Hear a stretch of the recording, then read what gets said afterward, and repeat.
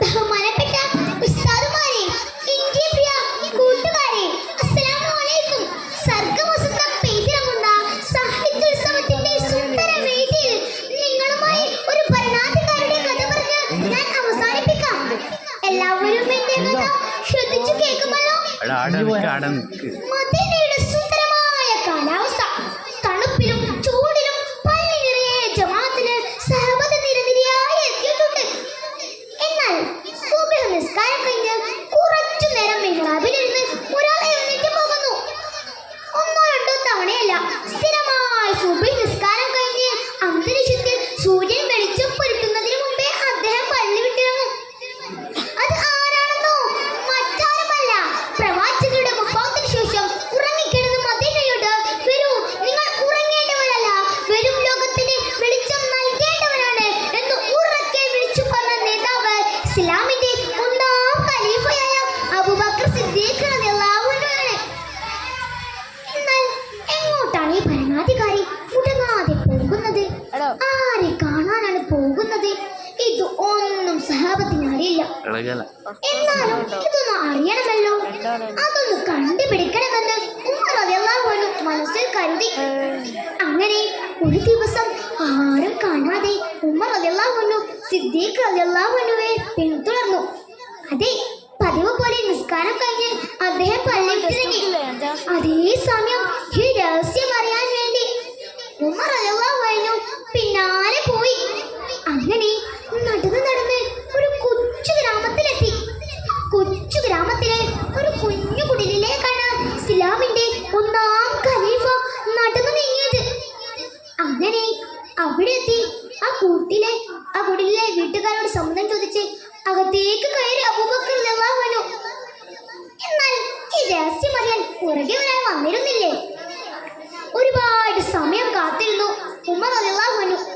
എന്നിട്ടും അകത്തേക്ക് പോയ അബൂബക്കർ റളിയല്ലാഹു അൻഹു തിരിച്ചു വന്നില്ല. ആകെ അത്ഭുതപ്പെട്ടിരിക്കുകയാണ്.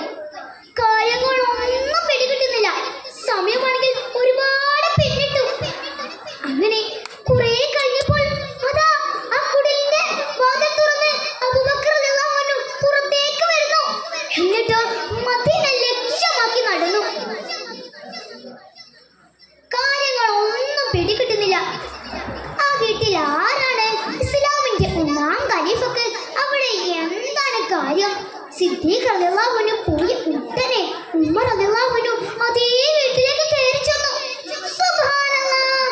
ചെന്ന് നോക്കുമ്പോൾ അവിടെ വളരെ വൃദ്ധയായ ഒരു ഉമ്മയുണ്ട്. സ്വന്തം കാര്യങ്ങൾ പോലും നോക്കാൻ കഴിയാത്ത ഒരു പ്രായമായ ഉമ്മ. ഉമർ തങ്ങൾ ഉടനെ ഉമ്മയോട് ചോദിച്ചു, ഉമ്മ, ഇപ്പോൾ ഇവിടെ വന്നു പോയത് ആരാണ്? അദ്ദേഹം എന്തിനിവിടെ വന്നു? മോനെ, അത് ആരാണെന്ന് എനിക്കറിയില്ല. പക്ഷേ അദ്ദേഹം ദിവസവും ഇവിടെ വരും, ഈ വീട് വൃത്തിയാക്കും, എന്നെ പരിചയിക്കും, എന്റെ ആടുകളെ പാൽ കറന്ന് എനിക്കുള്ള ഭക്ഷണം റെഡിയാക്കി തരും, എനിക്ക് വേണ്ടതെല്ലാം ചെയ്തു തന്നിട്ടാണ് അദ്ദേഹം മടങ്ങാറുള്ളത്. ഉടനെ ഉമർ തങ്ങളുടെ രണ്ടാമത്തെ ചോദ്യം ഉമ്മയോട്, ഉമ്മ, അത് ആരാണെന്ന് ഉമ്മക്കറിയുമോ? ഇല്ല മോനെ, അത് ആരാണെന്ന് എനിക്കറിയില്ല. അവരുടെ വീട് ഏതാണെന്നോ നാടേതാണെന്നോ അതൊന്നും എനിക്കറിയില്ല. പക്ഷേ ഒരു വലിയ മനസ്സിന്റെ ഉടമയാണെന്ന് എനിക്കറിയാം. ഉമ്മയുടെ മറുപടി കേട്ട് ഉമർ തങ്ങൾ കരഞ്ഞുകൊണ്ട് ഉമ്മയോട് പറഞ്ഞു, ഉമ്മ, ഇത്രയും നാൾ ഇവിടെ വന്നു പോയത് മറ്റാരുമല്ല, ഈ നാട് ഭരിക്കുന്ന ഖലീഫയാണ്. ഉമ്മ ഞെട്ടലോട് ചോദിച്ചു, എന്താണ് നിങ്ങൾ പറഞ്ഞത്? ഇത്രയും നാൾ ഇവിടെ വന്നതും എന്റെ ആടുകളെ പാൽ കറന്നതും മറ്റുമൊക്കെ ചെയ്തത് ഈ നാട് ഭരിക്കുന്ന ഇസ്ലാമിന്റെ ഒന്നാം ഖലീഫയും പ്രവാചകരുടെ പ്രിയ കൂട്ടുകാരനുമായ അബൂബക്കർ റളിയല്ലാഹു അൻഹു? ഇല്ല, ഇത് ഞാൻ വിശ്വസിക്കില്ല. അതേ കൂട്ടുകാരെ, അമ്മ അത്ഭുതപ്പെട്ടു പോയി ഖലീഫയുടെ സേവനം ആലോചിച്ചിട്ട്.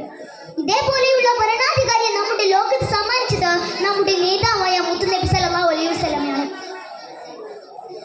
എന്റെ കഥ ഇവിടെ അവസാനിക്കുകയാണ്. ഞാനിവിടെ പറഞ്ഞത് അബൂബക്കർ റളിയല്ലാഹു അൻഹുവിന്റെ ജീവിതത്തിലെ ഒരു ചെറിയ ഭാഗമാണ്. എന്നാലും ചിന്തയുള്ളവർക്ക് ഒരു നല്ല ഭരണാധികാരിയാവാനുള്ള മെസ്സേജ് ഈ ഒരു ചെറിയ കഥയിലുണ്ട്. വർഷം തോറും വൃദ്ധസദനങ്ങൾ കൂടി വരുന്ന കേരളത്തിൽ ഉമ്മമാരെ നോക്കാൻ മടി കാണിക്കുന്നവർക്കും എന്റെ കഥയിൽ ഒരു സന്ദേശമുണ്ട്. ഇത്രയും പറഞ്ഞുകൊണ്ട് ഞാൻ എൻ്റെ കൊച്ചുകഥ അവസാനിപ്പിക്കുന്നു.